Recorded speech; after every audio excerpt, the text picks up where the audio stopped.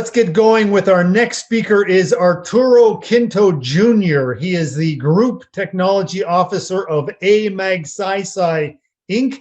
And if you don't know, this is a very large group of companies. They handle something like 60,000 seafarers, among other people who really do run ships around the world. So if you've ever bought something from China, you can bet, I would say Magsaysay had something to do with this, because their people run and manage so many ships throughout the world, and they have offices around the world that Arturo also looks after. So we're so pleased to have him. It's a very prominent Philippine company that is a true multinational company, but based in Philippines.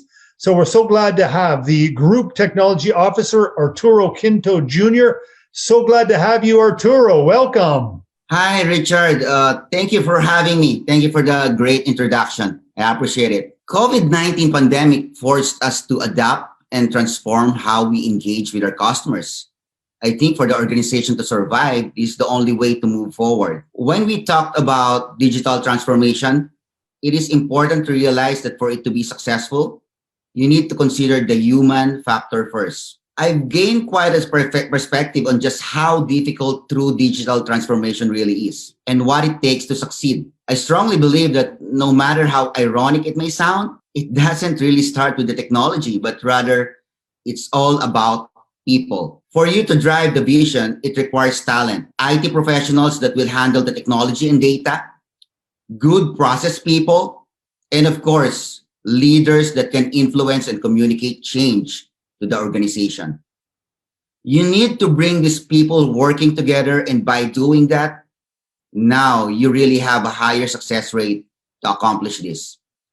If we dissect each area further, when it comes to technology, whether it would be from AI, AR, RPA, machine learning, IoT, blockchain, data lakes, all of these technologies have become easier to use. However, the main key here is you need a very good sound decision in terms of how any of this particular technology be adapted to the specific business needs.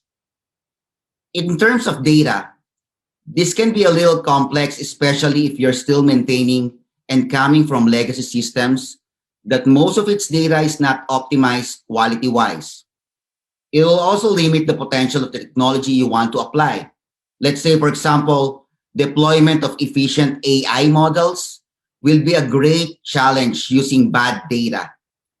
We always hear that data is important. It sure is.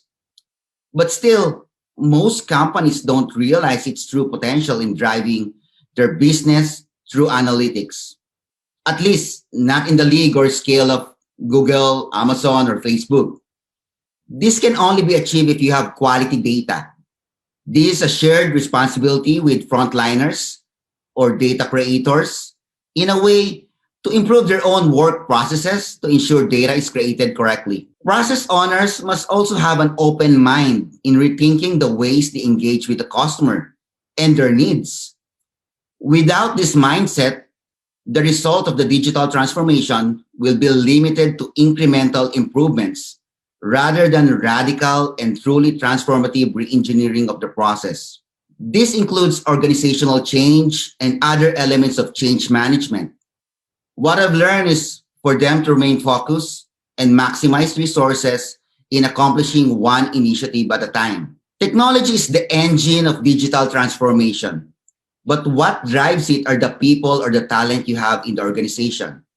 It's really a marathon to attract and maintain good talents for each domain that will bring transformation using technology. It's really a very exciting time, especially for IT or tech professionals.